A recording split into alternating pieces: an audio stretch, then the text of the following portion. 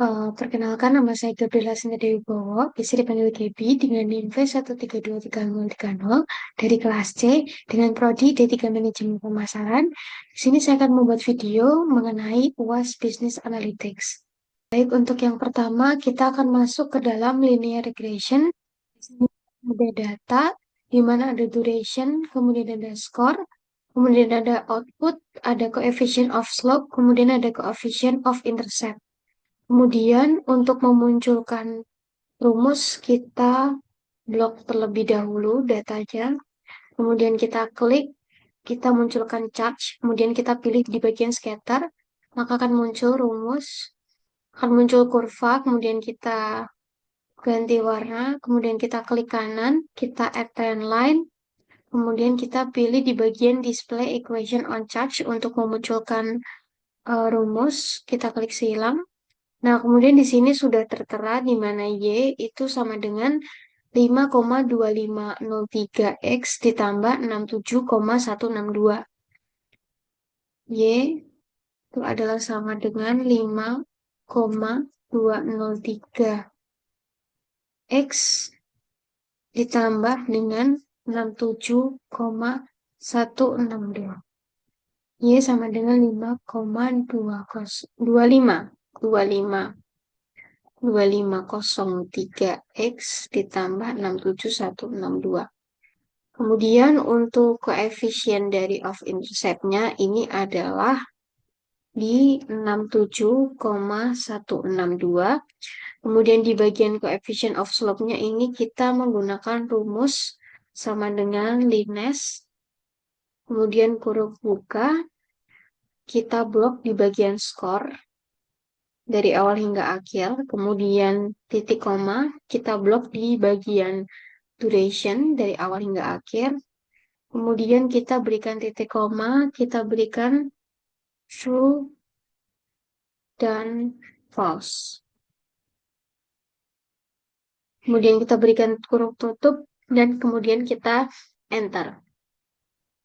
Oh maaf, minus B2, B21, A2, oh ini A21. Nah, maka akan muncul di sini 5,250. Kemudian untuk mengisi yang kosong, kita diminta untuk mengisi di bagian kolom yang kosong, kita berikan warna terlebih dahulu, agar tidak tertukar atau tidak salah penempatan. Di duration yang 5, untuk skornya, itu adalah kita berikan rumus sama dengan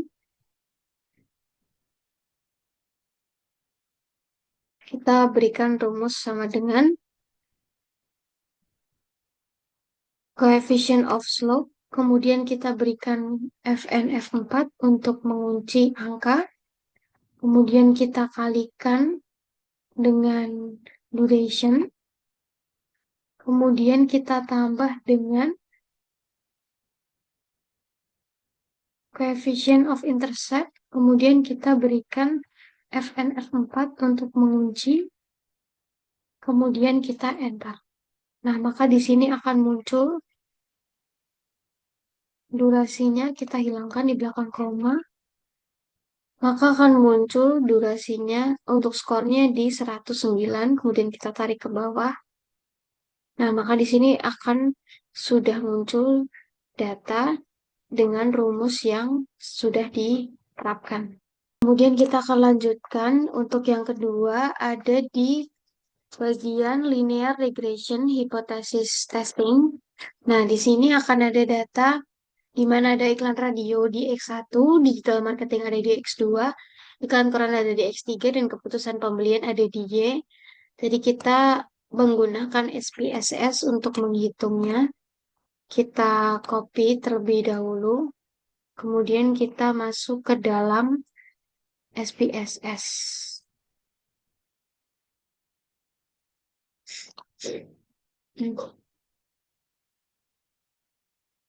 Kita tunggu terlebih dahulu.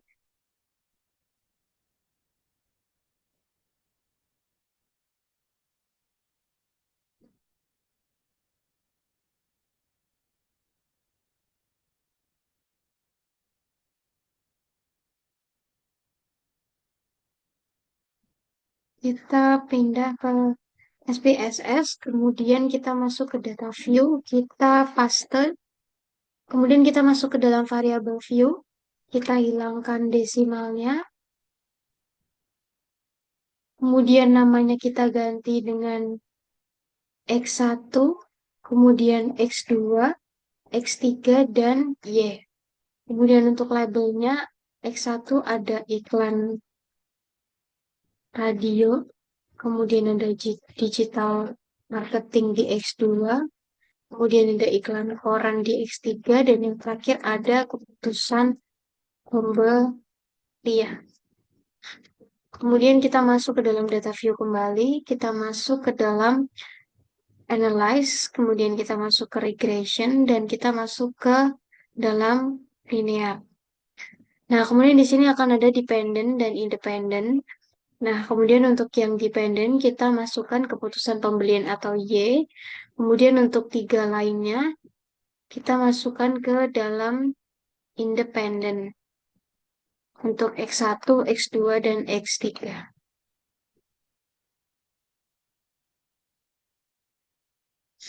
Kemudian kita masuk ke dalam statistik. Kemudian di sini sudah tercentang estimates dan model fit. Kita centang di bagian collinearity diagnostic. Kita continue. Kemudian kita masuk ke dalam plots. Kemudian untuk ada Y dan X. Untuk Y kita isi as receipt. Kemudian untuk X kita diisi Z-rate. Kemudian kita centang di bagian histogram dan normal probability plot. Kemudian continue. Kemudian kita klik save. Kemudian di bagian residual kita centang di bagian unstandardized. Kita continue. Kemudian untuk option dan style sudah tidak ada yang perlu diperbaiki lagi. Kemudian kita klik OK. Nah, baik. Jadi di sini akan muncul data-data, akan muncul hasil. Nah, untuk yang pertama ada di model summary. Model summary untuk R sendiri nilainya itu adalah di 0,755, untuk R square-nya adalah 0,571.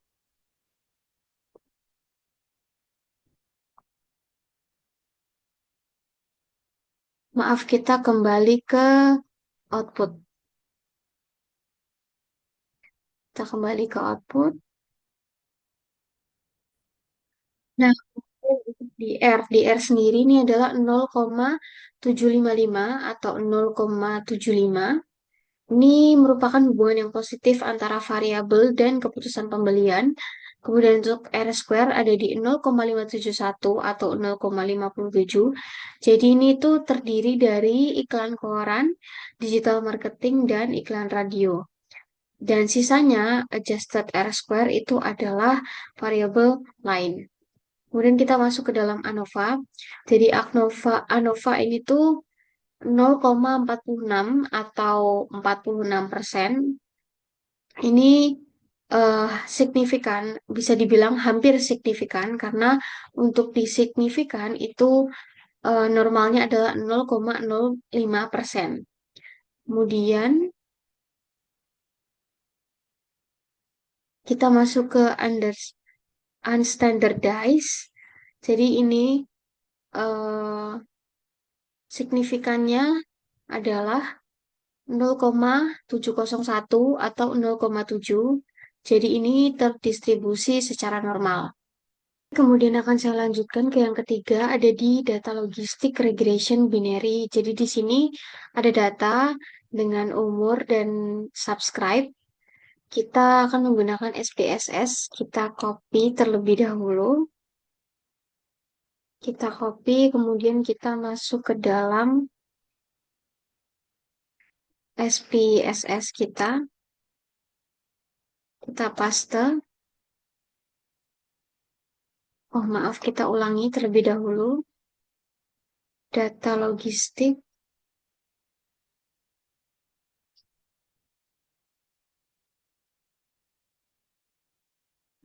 ada di 55, kita copy. Kemudian kita masuk ke file SPSS, kita paste. Nah, di sini sudah ada data, kemudian kita ganti namanya age subscribe, kemudian desimalnya kita hilangkan. Nah, untuk di bagian ini kita berikan value. Value-nya untuk yang age tetap age. Kemudian untuk subscribe kita tambahkan di sini value-nya adalah untuk value-nya yang 0, value 0, labelnya itu adalah no subscribe.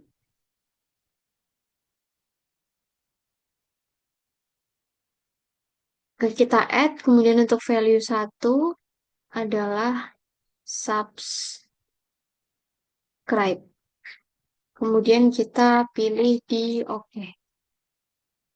Maaf, kita add terlebih dahulu. Kemudian kita klik di OK. Kemudian untuk di bagian measure, ini kita ubah age-nya menjadi scale, kemudian subscribe-nya menjadi nominal. Kemudian kita masuk ke dalam data view, kita pilih analyze, kita masuk ke analyze, kemudian kita masuk ke dalam regression, kita masuk ke dalam binary logistic. Nah, kemudian di sini akan ada dependent dan covariates. Dependent ini kita masukkan yang Y, Y-nya itu tadi adalah, apakah di sini ada? Oh, ternyata tidak ada di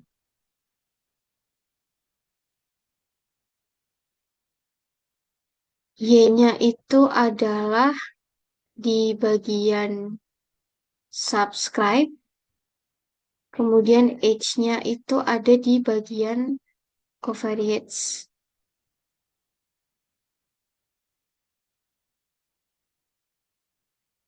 Nah, kemudian kita masuk ke options, kemudian kita centang di bagian housemark, kemudian kita centang lagi di bagian iteration, kita klik continue, kemudian kita oke.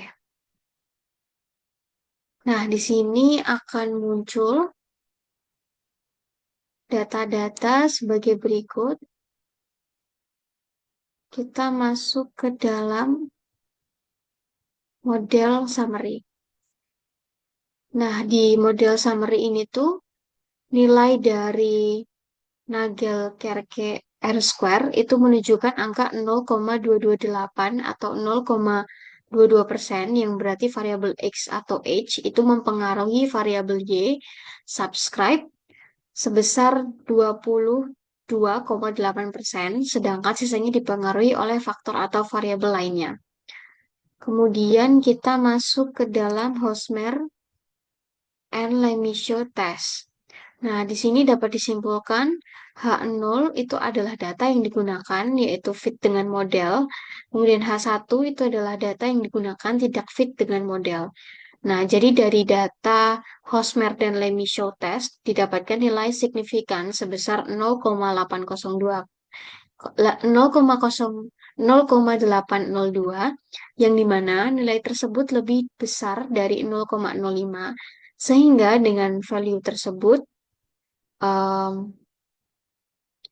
H0 itu diterima dan H1 itu ditolak.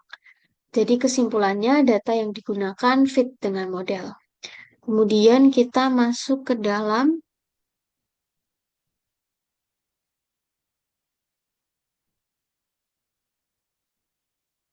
classification tabel. Nah, kemudian data dari overall percentage itu didapatkan angka sebesar 78 atau 78%, yang artinya model ini memiliki tingkat akurasi dalam prediksi sebesar 78%. Kemudian kita masuk ke bagian variable in the equation. Jadi variabel X itu atau H itu memiliki nilai koefisien sebesar 0,128 dan nilai p-value p-value atau sig sebesar 0,019 yang dimana nilai tersebut lebih kecil dari 0,05. Sehingga dapat disimpulkan bahwa variabel x atau h memiliki pengaruh positif dan signifikan terhadap variabel y atau subscribe. Jadi di sini saya sudah share screen di bagian machine learning. Yang terakhir, di sini akan ada data dengan IQ, gender, teliti, personality, banker, gelar, matematika, audit taher, serta performa. Jadi kita diminta untuk mencari data performa untuk IQ yang sudah tertera. Kita diminta untuk mencari performa di nomor karyawan di nomor 101 hingga 115, performa mana yang paling baik. Kita menggunakan SPSS, kita masuk ke Analyze, kemudian kita masuk ke Neural Networks, kemudian kita masuk ke dalam Multi-Layer Perceptron. Nah, kemudian untuk yang di bagian Dependent Variable, di sini ada variable, kemudian di sini ada dependent variable, factors, dan covariates. Untuk dependent variables-nya kita masukkan skor kinerja karyawan atau performa. Kemudian sisanya kita masukkan ke dalam covariates.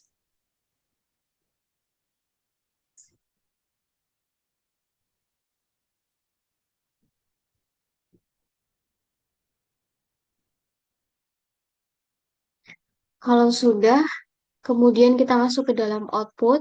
Kemudian kita centang di bagian independent variable. Kemudian kita masuk ke dalam save. Kita centang save predicted value. Kemudian kita klik OK. Kemudian di bagian output akan muncul seperti ini. Nah, kita masuk ke dalam model summary. Untuk model summary, di bagian PIP atau percent incorrect predictions ada 34,3% dan 53,3%. Ini menunjukkan di atas 30%, ini menunjukkan prediksinya atau kurang tepat. Prediksinya masih kurang tepat. Kemudian kita masuk ke dalam independent variable importance. Jadi independent variable importance ini semakin importance itu maka semakin besar nilainya maka akan semakin penting dengan batas 0,2. Di sini tertera untuk di atas 0,2 itu masih ada di IQ dan pengalaman kerja, sisanya masih di bawah 0,2. Kemudian kita kembali lagi ke bagian machine learning. Kita masuk ke dalam data view. Kita masuk ke dalam analyze, neural networks, multi-layer perception. Kemudian yang di bagian dependent variables, ini masih tetap skor kinerja karyawan atau performa. Kemudian yang di covariates itu hanya IQ dan pengalaman kerja. Sisanya kita keluarkan di bagian variabel.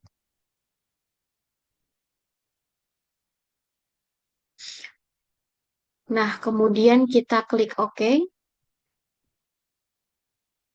Nah, maka di bagian output akan muncul output baru. Kita masuk ke dalam model summary. Nah, di sini model summary sudah di bagian PIP, percent incorrect prediction sudah tertera 19,7% dan 25%. Jadi ini sudah di bawah 30% yang dimana prediksinya itu sudah bisa dikatakan sudah tepat.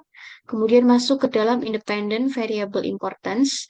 Nah, di bagian ini sudah menunjukkan di atas 0,2, batasnya itu adalah 0,2, ini adalah 0,6 dan 0,3. Lalu kemudian kita masuk kembali ke dalam data yang tadi, machine learning. Nah, maka di sini akan muncul di bagian MLP, predicted value, di sini akan muncul.